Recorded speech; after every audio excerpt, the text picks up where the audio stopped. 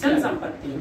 और चल संपत्ति से मूल्यवान कौन है? अंगस्मा निधि, अर्थात ये बॉडी पार्ट, शारीरिक अंग, पूरा ये जीवन।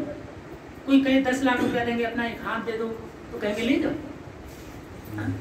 कोई कहेंगे 20 लाख रुपया दे दो, एक हाथ दे दो, तो कहेंगे ले जाओ एक हाथ। ये इतना मूल्यवान है कि मेरी आंख खराब हो तो मैं डॉक्टर को कहूंगा कि डॉक्टर साहब आप चिंता मत करिए, बस ये ठीक होनी चाहिए। मेरे जो प्लाट है वो भी बेच दूंगा और जमीन है वो भी बेच दूंगा और घर में आभूषण है वो भी बेच दूंगा, लेकिन बस ये ठीक होना चाहिए, है ना। सारी प्रॉपर्टी आप लगा सकते हैं इस प्रॉपर्टी को बचाने के लिए, लेकिन भगवान बुद्ध कहते हैं ये 3 बड़ी प्रॉपर्टियां हैं, है ना।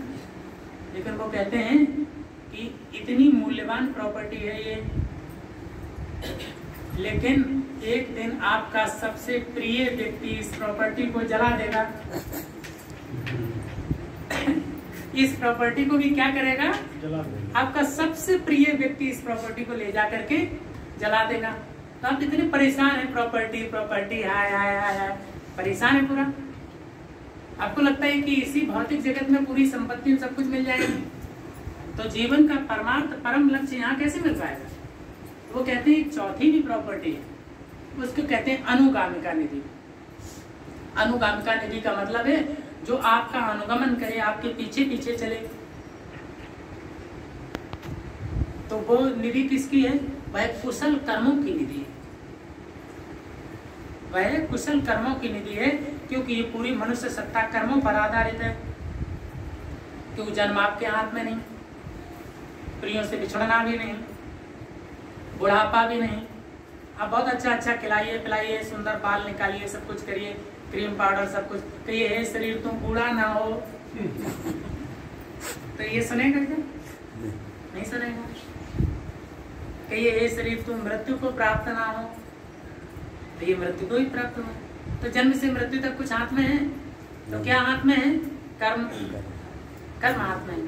तो कर्म कुशल कर्म है, जो कुशल कर्म आपको याद आकर के भी आपको प्रसन्नता देता है, खुशी होती है। बुरा कर्म याद आए तो आप दुखी हो जाते हैं। तो कहते हैं कौन सी निधि है जो आपका अनुगमन करेगी, आपका पीछा करेगी, आपकी अंतिम सैया पर भी आपके कर्म याद आते हैं। बहुत बुरे कर्म अगर याद आए तो आप बहुत दुखी होंगे, रोते छटपटाटे हुए आप अपना प्राण, अंतिम प्राण त्यागेंगे। और किसी को अपना पुण्य कर्म याद आए तो बड़ा आनंदित होगा, चेहरे पर बड़ी प्रसन्नता रहेगी, मृत्यु का भय उसे सताएगा नहीं, मृत्यु का भी स्वागत करने में वो समर्थ है। ये उसके कर्मों का बल। तो कुशल कर्मों की पावर कैसी होती है? तो दान जो है, दान की निधि है, जिसे अनुगामिका निधि कहते हैं। बोधिसत्व और बुद्धों की यात्रा किससे शुरू होती है? दान पारमिता से। दान का मतलब होता है परोपकार। तो आप कैसे? वृक्ष कभू फल न पके, नदी न संचय नीर, परमार्थ के कारण साधु धरा शरीर। ये साधु का जो शरीर है, ये साधुता जो अपनाई है, वो किसके लिए? परमार्थ के लिए, लोकहित के लिए, संसार हित के लिए। तो ये बोधिसत्व और बुद्धों का जीवन कैसा है? परमार्थ के लिए, लोकहित के लिए। तो जो दान है, दान दूसरों को मदद करना, लोकहित सिखाता है, परमार्थ सिखाता है। और लोभ क्रोध सिखाता है। आपके लोभ को थोड़ा सा धक्का लगा, अच्छा ऐसे लगता है मैं ही पूरी दुनिया में रहने वाला हूँ। सामने वाले को तो पूरा इसमें बीच में इसने हस्तक्षेप किया ही कैसे? इतना क्रोध आता है, इतनी गुस्सा आती है। तो अज्ञानता रहती है किस बात की? कि ये जीवन अनित्य है, नष्ट होने वाला है, इस बात का बहुत क्रोध आता है। तो इसलिए जो निधि है वह ध्यान साधना की निधि है, जो अनुगामिका निधि है, बोधिचित्त उत्पाद की निधि है, निपाना की निधि है। ये वो निधियां हैं जो अनुगामिका निधि है, जो कभी नष्ट होने वाली नहीं है, जो आपके पीछे पीछे अनुगमन करेंगी।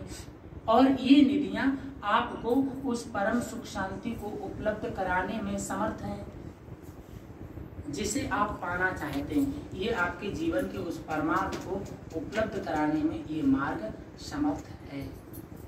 इसलिए बुद्ध शासन आपको भौतिक जगत में भी प्रतिष्ठित करता है और परमार्थ में भी आपको सबल बनाता है, क्योंकि ये ज्ञान का सर्वश्रेष्ठ ज्ञान की उस उच्चतम पराकाष्ठा का मार्ग है, जिस मार्ग में जब आप जाते हैं ये भौतिक जगत तो आप समृद्ध करते ही हैं, परमार्थ को भी समृद्ध करते हैं। इसलिए जो बुद्ध शासन है वह समूची जीव सत्ता के लिए, उनके लिए हितकर है, उनके लिए सुखकर है और सबसे श्रेष्ठकर है, और उनके जीवन के उस परम उद्देश्य को उपलब्ध कराने का एकमेव सुख शांति का ऐसा मार्ग है, दुख मुक्ति का मार्ग है। सो मैं इतने पूरे लंबे व्याख्यान के बाद मतलब मैंने कई पक्षों को अलग अलग आपको रखते हुए कि बुद्ध शासन कैसे आपके पूरे सार्वभौमिक जीवन पर एक प्रमुख भूमिका कैसे रखता है और कैसे आपको समर्थ बनाता है, बुद्ध शासन आपके लिए कैसे उपयोगी है,